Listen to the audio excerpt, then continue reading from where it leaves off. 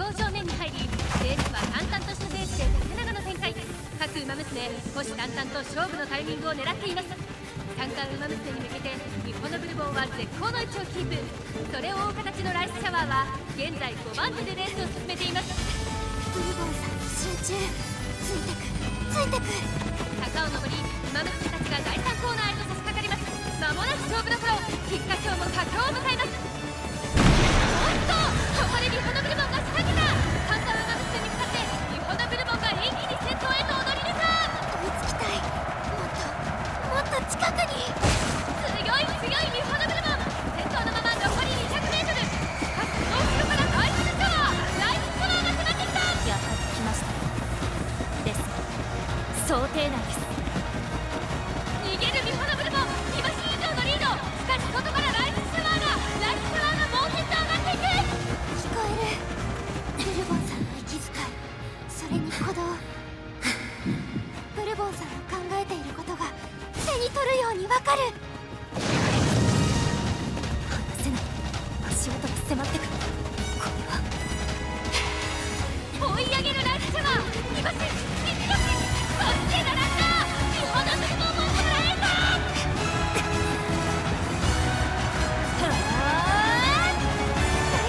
ちたい。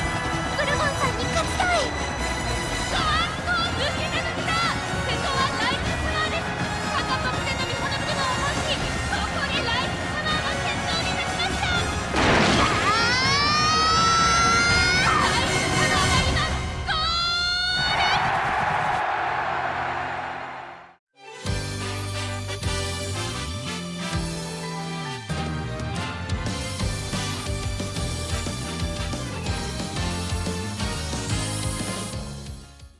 Trainee Academy, home of the Umamusume. In a world where horses don't exist, the Umamusume are girls who have inherited the power of famous racehorses from our own world. Racing for these horse girls, then, is in their blood, and it is at Trainee Academy that they train in hopes of one day carving out their own legend on the track. They cannot get there alone, however, and require a skilled trainer to help them reach their full potential. Signing up to train at Trainee Academy is free, as it turns out, and playing the role of Umamusume trainer has taken up a great many of my hours as of late.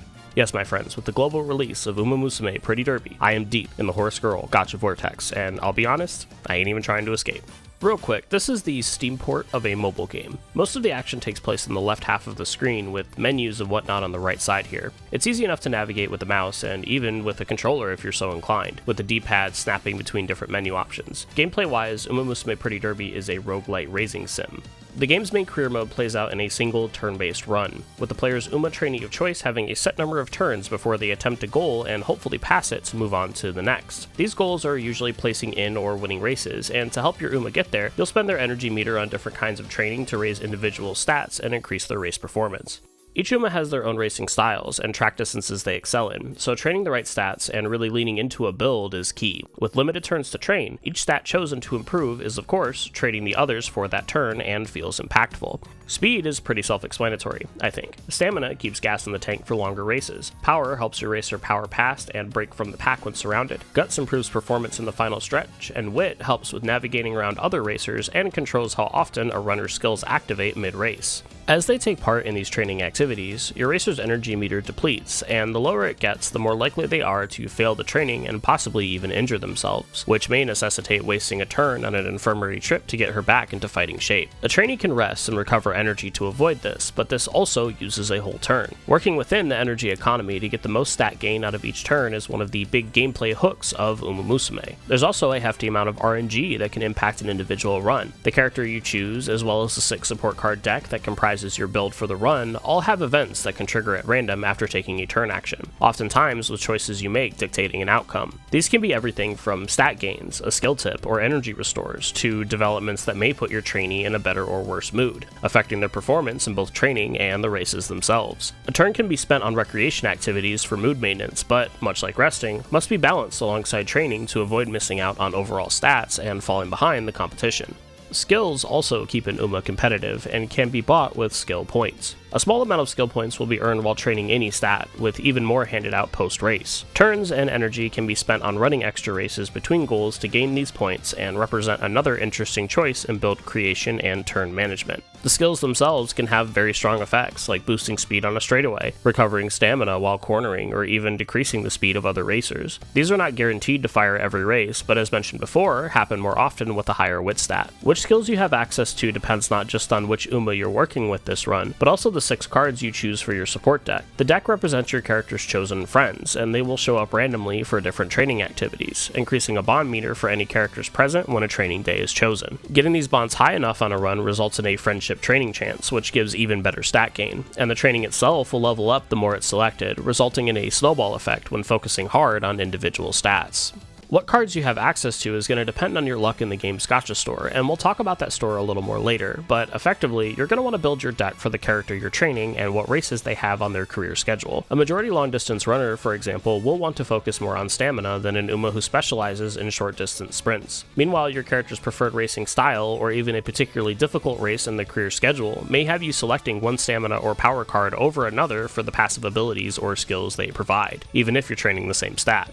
As you get more cards, you'll have more options, and the cards can be powered up by spending in-game currency to level them up, with duplicate pulls being used to raise that level cap, but they can also be traded in for different currency if you don't want them. This is nice, and makes pulling for more cards always contribute to your overall power in some way, even if you don't always get exactly what you want. One of the 6 card slots in your deck is also always for a borrowed one from another player as well, so even if your luck is absolutely abysmal, you'll still have at least one good card for a run. This gameplay loop is very strong. It's ridiculously satisfying, expertly spending and refreshing the energy meter at just the right moments to make sure no turn is wasted. The RNG also really works to flavor the experience, from how much energy is restored when resting, which characters show up on which days, to what types of training, and yes, even random events tanking your girl's mood out of nowhere. It all makes for a dynamic experience that's really fun to respond to and make the most of. What skills become available to purchase over your run from your support deck is also randomized, and it all works together to keep runs from becoming the exact same thing every single time. You may want to crutch on a powerful support card ability, but if it never comes up, or comes up too late, you're gonna have to make do, and that can be interesting in its own way. You could end up with the God Run, where everything goes perfectly, and that of course feels amazing, but even if RNG isn't kind, smart play and solid character building win the day more often than they don't. And even if you do somehow end up on some kind of freak run where everything that could go wrong does, you'll at least get a funny story to tell out of it. After finishing a career run, your character is crystallized as a veteran Umamusume and can be used with all their stats and abilities for single races, as well as part of your squad for team trials. This is kind of a soft PvP where once a team is registered, they can be crashed into other players' teams for points and prizes. Veteran Uma also get randomized sparks based on what stats and abilities they had when they ended the career. They pass their sparks on when used as legacies to inspire a different trainee on a new run, with stronger sparks making for much stronger future runners with even greater potential. This is the meta progression of the game, and buddy, I'm into it. I love doing runs and trying to build strong Umas for my team comp, and grinding for those elusive 3-star stat or distance aptitude sparks has kept me plenty busy. The game also has this really nice speed up feature to make replays less tedious, which is a must with how often you'll see some of these events. Umamusume is really built to be replayed, and between the gacha currency grind, challenges, and team building, there's tons to do, and we haven't even really talked about the races themselves yet. Races in Umamusume are an automated affair. They're basically stat and skill checks with RNG dice rolls thrown in. On repeat runs, you can even click a button and just see the results if you want. It's already satisfying after all the work you put into training to see your build really come together and result in a win, but the presentation really is next level here. The pre-match graphics and commentators go a long way in making each race feel like a sporting event. We get some great dynamic camera angles as the racers jockey for position, and zoom-ins on facial expressions near the home stretch make for extra dramatic finishes. Each character also has their own unique abilities, and the animations on these things when they fire off are super stylish, and feel like real events every time they happen. This hands-off approach to races is brilliant, because it really does feel collaborative. You already put in your work and trained up your racer the best way you know how. You dealt with the peaks and valleys and weird stuff that comes up together to be ready for this moment, but at the end of it all, she's the one on the track. She's got to get that win. You may be the player, but you don't mash buttons or do quick time events or whatever to make the racers turn out better. Once that race starts, you're still just the trainer, and the only thing left for you to do is watch on, hope for the best, and of course, cheer, which you will do out loud. You don't have a choice here. It's going to happen. You get so invested in the run, you can't not cheer them on. But it isn't just the gameplay that gets a player to that point. As it turns out, the characters in Umamusume themselves are just as worth that emotional investment. 我の前に道はなし。なればこそ竜王邁進。道は自ら切り開く。残り2曲。ピンポリ・ルドルフ完全に抜け出した。ピンポリ・ルドルフ。足色は衰えない。お見事。ピンポリ・ルドルフ。着彩上の強さを見せた見事な勝利です。 Each character in Umamusume is named for a real-life racehorse, and beyond that, in a move that genuinely shocks me, that horse's history, career accomplishments, and temperament actually influence how they write the characters we get for the game. Goldship the horse was known for his unpredictable behavior, so the Goldship we get in the game is a flighty weirdo who sometimes refuses to train and dropkicks you when she wins. I love her. It goes beyond just cute designs and a character quirk though. This Horse Girl Racing Academy premise is played very straight. Most of these characters are taking it very seriously. These girls are here not just to compete, but to win, and they all have very different motivations for chasing the goals they do. Whether it's Special Week racing to honor the memory of her late mother, Daiwa Scarlet and Vodka's eternal rivalry, or Haru Urara just trying to break her eternal losing streak. All of these runners have something they really care about. It's very genuine, and the way these characters interact with friends and rivals, react to wins, losses, or setbacks, it's all just really well done and it pulls you in. You end up caring for your trainee, you want to help them succeed, and their hidden depths will surprise you. To illustrate what I mean, I would like to talk a little about a character that surprised me and became my favorite. Let's talk about King Halo. キングがトレーニングをしに来たわよ。待たせたわね。Each character in the game has a prologue story you can read through that shows how your trainer character came to scout them for your stable. King Halo's story begins with her first turning down not just you, but everyone that attempts to scout her, loudly affirming her status as a first-rate Uma runner, and sharply punching holes in each trainer's proposal. According to King Halo, not a single trainer at Trace Academy is worthy of her. Not a single trainer here is first-rate. This naturally earns her a reputation for being stuck up and unlikable, a princess, far too full of herself, and in for a rude awakening. At tryouts, she places second, twice. Strong showings to be sure, but not first place either. Your spurned fellow trainers hope out loud that this will dent King Halo's pride. They revel in her coming up short. King Halo, seemingly unfazed by her placement, again loudly declares to their exasperation that she is in fact a first-rate runner and vows that next time will be different. Seeing her determination spurs your trainer character into action, and you declare that you, yourself, are a first-rate trainer and that you are here to scout King Halo. The crowd get their jabs in. Perhaps you meant to scout the race's winner, Grass Wonder, instead. After all, King Halo only came in second, and she has such an attitude. Why would anyone want to work with that? But you are determined. You see something they don't, and you're here for King Halo. And seeing that determination, she agrees to become your trainee.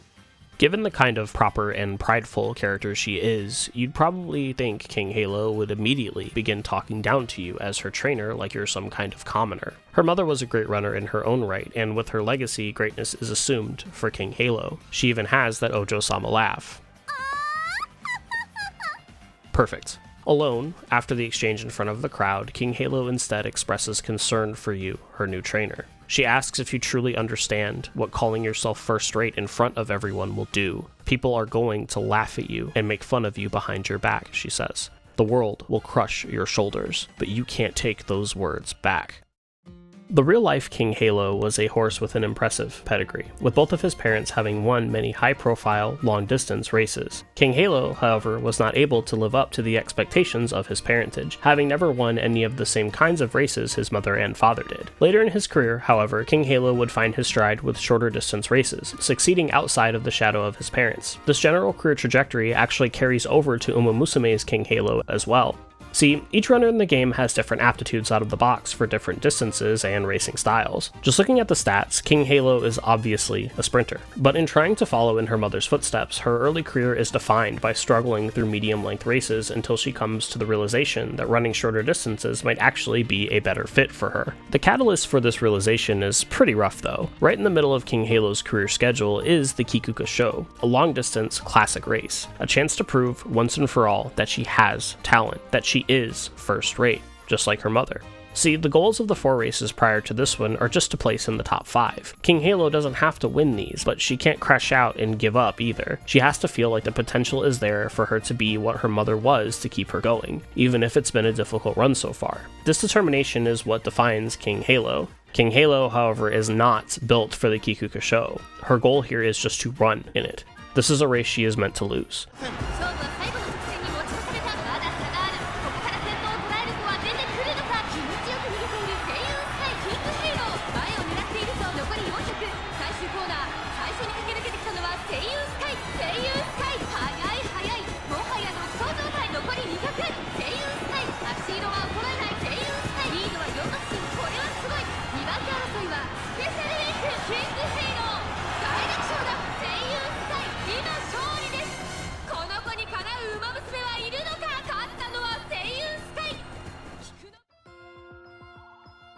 'Losing the Kikukusho puts the chase after her mother's glory into perspective and helps her realize that validation doesn't come from a crowd or how you compare to others, that being truly first-rate means carving out her own space where she can thrive outside of her mother's shadow.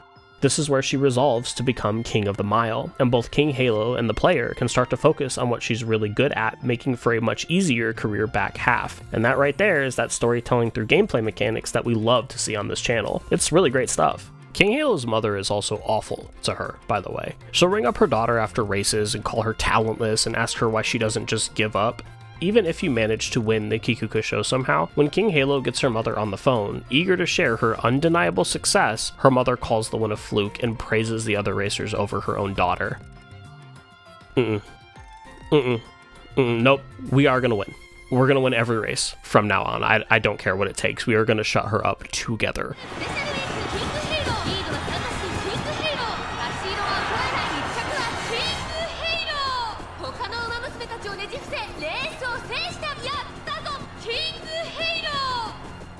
A career doesn't consist of only races, though. As the calendar marches on, we spend time with our runner and learn more about them throughout the year. These little moments of downtime allow us to see a little more of who a character really is, and King Halo has one of my favorites. During the winter part of the career calendar, we find out that King Halo, understandably, doesn't go home for the holidays, but actually has her own tradition she takes part in. Noticing 2 younger students that also don't have the best family relationships and stay at the academy for the holidays like her, King Halo, some years before, barged into their room and promised to show them the first-rate way to spend New Year's, whether they liked it or not. Now they get together every year, and you get roped into helping set up that little party. It's always fun spending time with King, says one of her juniors. She's so cheerful and full of confidence. It would appear to King Halo that being a first-rate Umamusume is about a little more than just winning races.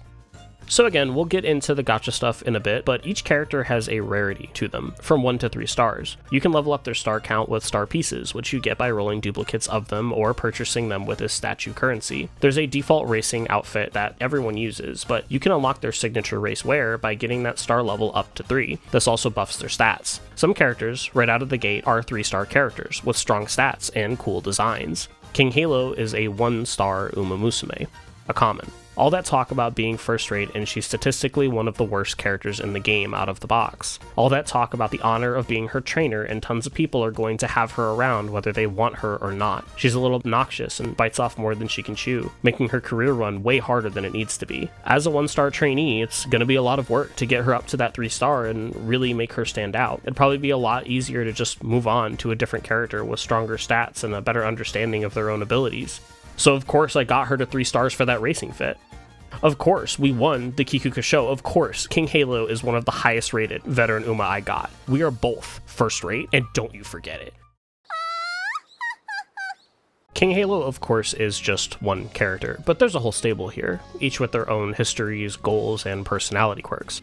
Whether it's the adorable ball of complexes that is Rice Shower,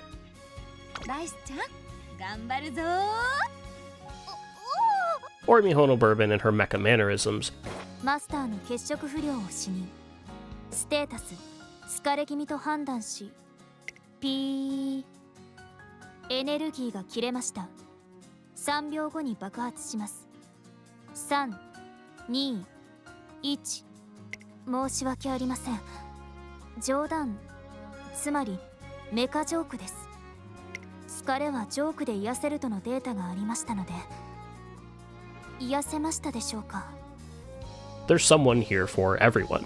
I really appreciate how they looked at the real-life horses' careers for inspiration and really asked themselves what kind of character they would be when writing them. It's such an interesting touch that I don't think would be here if they were just phoning this one in. I also quite like the art style and character designs in general. I know this look is going to be off-putting to anyone who takes themselves too seriously to play a game about anime horse girls, and obviously anyone who hears about the game's premise and Japanese origin and immediately assumes it's some kind of harem sex game are probably going to think that no matter what, but I find Umamusume to be quite tasteful overall. The vibe here is actually pretty wholesome, with the main focus always being on helping our runner achieve her goals and the interactions they have with the other racers. The characters sport a variety of body types as opposed to everyone being ultra busty or whatever, and while some of them are flirty, that isn't a required thing across the roster either. When Maruzinski here starts acting flirty, that just feels like her character coming out. Meanwhile, when Special Week gives you chocolate on Valentine's Day, it comes from a place of gratitude, not romance. Even when a character is a little flirty or tries to be a little cute, I don't really think that's a sin or anything either. People can get weirdly Puritan about this, especially with works from Japan, but I've never felt like any work needs to be completely chaste to not be gratuitous. The game's creators even respectfully ask that fans not make more explicit fan art, specifically to try and preserve the image they've cultivated, and because the owners of the actual racehorses, many of which are still alive, ain't trying to see all that. One thing I haven't mentioned yet is that the Umamusume are also idols, because of course they are. After a race there's a winning concert you can watch, and I love that each one of the voice actresses actually recorded their own renditions of each song. They go hard, by the way.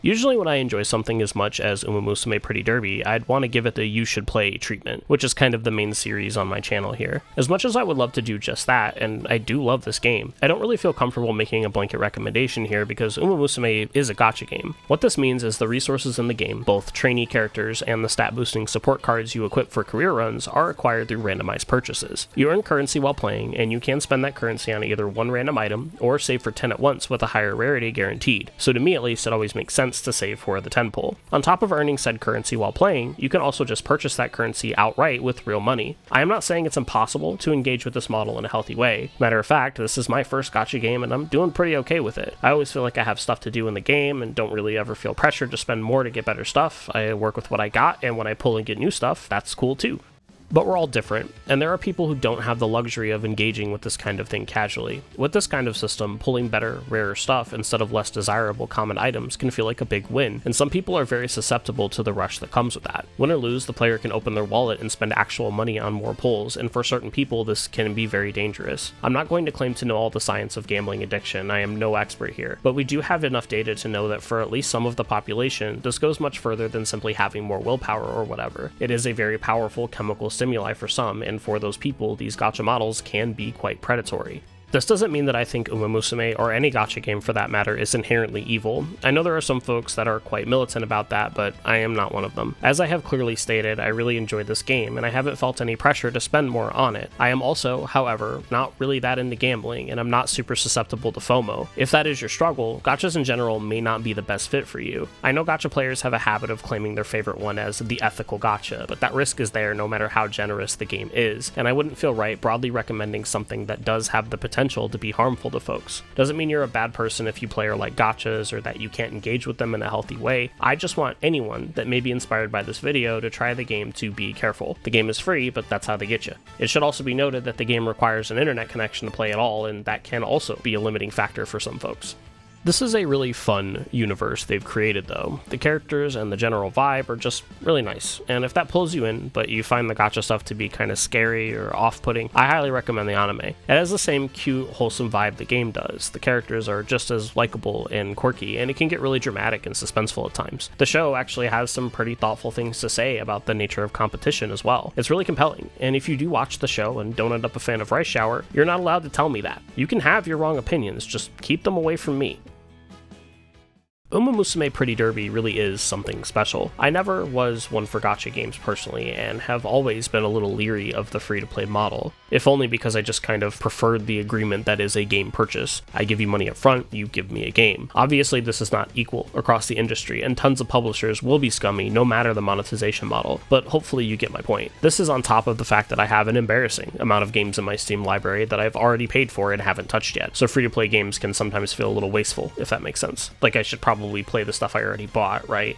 For me at least, it's a testament to the quality of this one that not only did a free-to-play game pull me in with satisfying gameplay and ridiculously charming characters, but at around the 50-hour mark, I was compelled to open my wallet and buy a couple carrot packs. Not because I felt choked out by the gameplay systems or economy, not because of FOMO or anything else like that, I just wanted to pay them for the game. It's the same reason I pay for Discord Nitro, YouTube Premium, or any number of creator Patreons I support. There comes a point, for me at least, where I take a step back and look at something I use or play every single day and say, yeah, I can probably throw you some money. And that's the thing, I have been playing this thing every single day since I started it. I'm excited for this game. I'm excited to log in, I'm excited for new story content, events, cards, and trainees, and I'm excited to play some more and train up the characters and cards I got. Now that I got this channel, it's basically impossible to be this excited about something and not make a video about it, so here it is. It's Horse Girl Summer, and I love Umamusume Pretty Derby.